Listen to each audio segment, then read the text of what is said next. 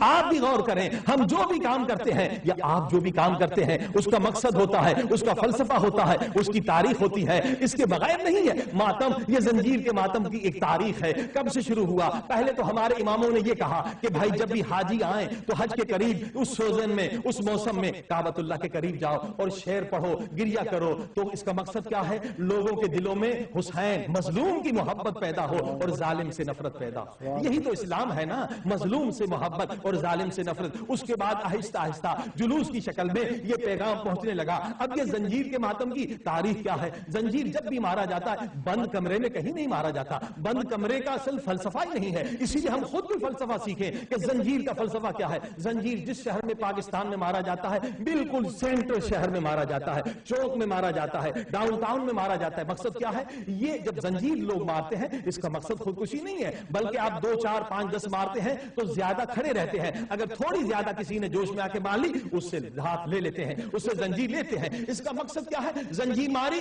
تو ایک media create ہو گیا، لوگ جمع ہو گئے، ہزاروں لوگ جمع ہوتے ہیں۔ جب جمع ہو جاتے ہیں تو اب میسیج دینے کا وقت آتا ہے، کیونکہ پہلے میڈیا نہیں تھا، پہلے ٹیلی ویژن اسٹیشن نہیں تھا۔ یہ میڈیا کریٹ کرنے کے لیے کہ جو ہزاروں لوگ آئیں ان کے دل میں ظالم سے نفرت ہو اور مظلوم سے محبت ہو جائے۔ یہی تو دین ہے، یہی تو اسلام ہے۔ پورا معاشرہ بدل جائے گا اگر ظالم سے نفرت پیدا ہو جائے اور مظلوم سے محبت پیدا ہو جائے۔ اب آپ نے دیکھا یہ مقصد ہے اس زنجیر مارنے کا، نہ خودکشی ہے نہ کوئی اور مقصد ہے۔ ہر شہر، ہر ملک میں الگ الگ تبلیغ کے طریقے ہیں، اصل اٹریکٹ کرنا ہے، کسی کو اٹریکٹ کرنا ہے۔ مثلا آپ دیکھیے بعض جگہ پر ہندوستان میں آگ کا ماتم ہوتا ہے، کسی امام نے نہیں کیا، کسی حدیث میں نہیں ہے، کہیں بھی نہیں لکھا۔ آگ کا ماتم کیا ہے؟ یہ وہاں ان لوگوں کو جو ہندو تھے انہیں اٹریکٹ کرنے کے لیے، مسلمان بنانے کے لیے، دیکھو ہم حسین حسین کر کے آگ میں چلے جاتے، ہمیں آگ بھی نہیں جلاتے۔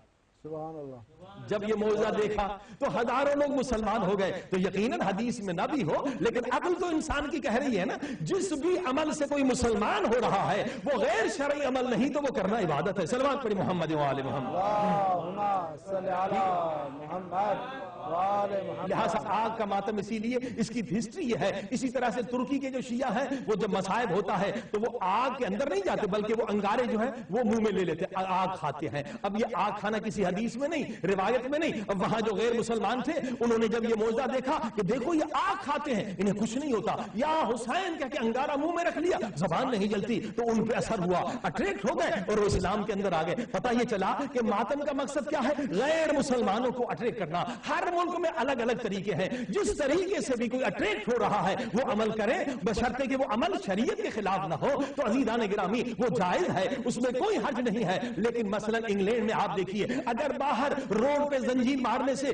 کوئی انگورا مسلمان ہوتا ہے تو یقیناً اس عمل کو جاری رکھنا چاہیے، مقصد ہے تبلیغ۔ لیکن اگر آج ہمارا دشمن جو پورے مسلمانوں کا دشمن ہے، صرف شیعوں کا نہیں سارے مسلمانوں کا دشمن ہے، اگر اسی ہمارے ماتم کو وہ میڈیا پر دکھائے اور کہے دیکھو یہ شیعہ یہ خون نکال رہے ہیں، یہ ٹیررسٹ ہیں، یہ وحشی ہیں، یہ جنگلی ہیں، اگر ہمارے خلاف پروپیگنڈا ہو رہا ہے تو ہمیں دوسرے انداز سے تبلیغ کرنی چاہیے۔ دیکھیے 4 سال سے میں نے عرض کیا تھا کہ اسی انگلینڈ میں کئی شہروں میں، لندن میں، لیوٹن میں، بیڈ فورڈ میں، نیو پورٹ میں ہم نے شیعہ سنی مل کے بلکہ عیسائیوں کے ساتھ مل کے چرچ میں پروگرام رکھا، Jesus and Hussain, suffering of Jesus and Hussain. آپ وہ سیڈیاں دیکھیں کہ عیسائی ہمارے ساتھ ماتم کر رہے ہیں، امام حسین کے غم میں رو رہے ہیں، ان کے پریسٹ رو رہے ہیں، ان کے بشپ رو رہے ہیں۔ لہذا وہ عمل کرنا چاہیے۔ اس سے اور بھی آپ سوچئے ایسا عمل جس سے غیر مسلمان اسلام کے اندر آ جائے۔ صلوات پڑھی محمد و آل محمد۔ اللہم صلی علی محمد و آل محمد۔ عزیزان گرامی اب آپ دیکھ رہے ہیں یہ سب غلط فہمیاں ہیں، ان غلط فہمیوں کو دور کریے۔ آئیے حسین کا دامن پکڑیں، حسین علیہ السلام کے دامن پکڑ کر ہی ہم ان مسائل کو ختم کر سکتے ہیں۔ عزیزان گرامی امام حسین اتنی بڑی قربانیاں دی ہیں، انہی قربانیوں کو یاد رکھیے تاکہ جہالت ختم ہو، تعصب ختم ہو، فرقہ پرستی کی لعنت ختم ہو، قوم پرستی کی لعنت ختم ہو، مسلمان پھر متحد ہو جائیں۔